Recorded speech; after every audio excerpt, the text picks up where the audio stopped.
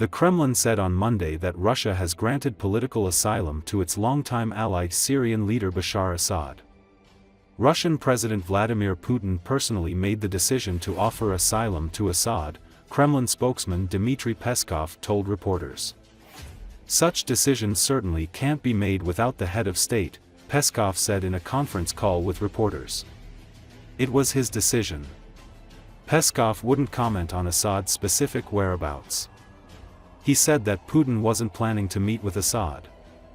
The Kremlin spokesman said that Moscow has been doing everything needed to ensure security of its military bases in Syria. Asked about the future of the bases, he said it's too early to discuss, adding it will be a subject for talks with the new authorities. For now, we are witnessing a period of transformation and extreme instability, so it will obviously take time and require a serious conversation with those who will have power, he said. The developments have surprised the world, and we weren't an exclusion, Peskov said when asked whether the Kremlin was surprised by Assad's quick demise. После свержения власти Башара Асада вооруженной оппозиции сейчас главная задача укрепления безопасности страны. Об этом сегодня заявил сирийский премьер. При этом судьба армии будет зависеть от нового командования. Причем не исключено лояльное отношение к вооруженным силам, которые, несмотря на многократное превосходство в силах и средствах, без боев зачастую оставляли ключевые позиции, включая Алеппо. Сам же Башар Асад сейчас находится в Москве. О том, что Россия предоставила ему гуманитарное убежище, подтвердил и постпред России при международных организациях в Вене Михаил Ульянов. В официальном графике президента такой встречи нет. По месту нахождения господина Асада сейчас вам нечего сказать.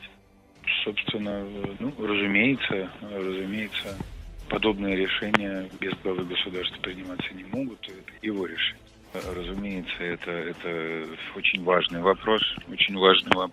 И, разумеется, сейчас делается все, что необходимо, и все, что возможно, с тем, чтобы выйти на контакт с теми, кто может заниматься обеспечением безопасности. И, конечно же, наши военные тоже принимают все необходимые меры предосторожности.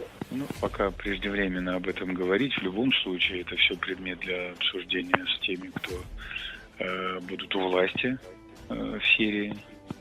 Сейчас мы видим, что в такой период трансформации, чрезвычайной нестабильности, поэтому, конечно, потребуется время, и потом потребуется серьезный разговор с теми, кто будет облечен властью. Произошедшее в целом, наверное, удивило весь мир. Мы в данном случае не исключение.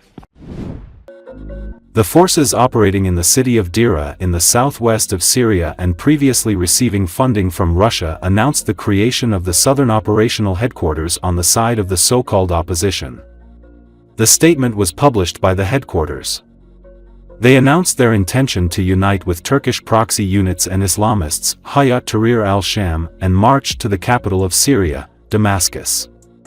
There they intend to fight with terrorism, sectarianism and tyranny. That's how they call the Alawites and Bashar Assad's regime.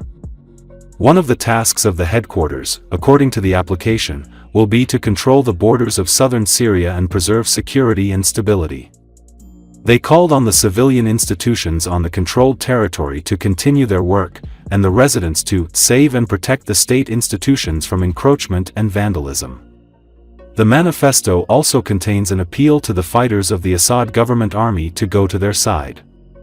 Blogger Gwalit al-Mutik, whose author Bellingcat called that the 8th Brigade of the 5th Corps of Bashar Assad's army joined the new headquarters. This corps was created by the Russian army in 2016 from the former opposition forces that defected to Assad. The 8th Brigade consists of former fighters of the Turkish proxy group Youth of the Sunni Forces.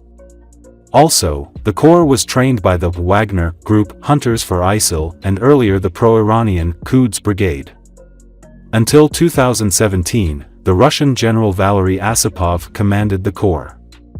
Russia financed the corps and supplied its tanks and BMPs. Now the corps became part of the Islamist forces. The statement also called on the Assad army to join the ranks of the new Syria by defecting from the criminal gang. The rebels also took control of all the checkpoints in the towns of Karak al-Sharki, Al-Maliha al-Garbiya, Al-Sawa and Al-Muzaffira east of Dara, and seized a tank and a vehicle. They also took control of the Al-Majbal checkpoint located east of the town of Mohaja and affiliated with the state security branch, the town of Nimr and the state security checkpoint in the village of Samlin. This was accompanied by violent artillery and mortar shelling by Assad's forces on the liberated villages and towns, where civilians were wounded, including children, as a result of shelling by the Jadida battalion that targeted civilian homes in the cities of Nawa and Jassim. The rebels attacked the military security branch and the district building in the city of Nawa with light and medium weapons, and seized weapons and ammunition. They declared a curfew due to the bombing that the Assad regime began on the city, which also caused a number of injuries. The rebels launched a surprise attack on an Air Force intelligence checkpoint in the village of Al-Jubalaya, located on the administrative border between Dara and Quneitra, amid retaliatory artillery shelling by Assad's militias on the village.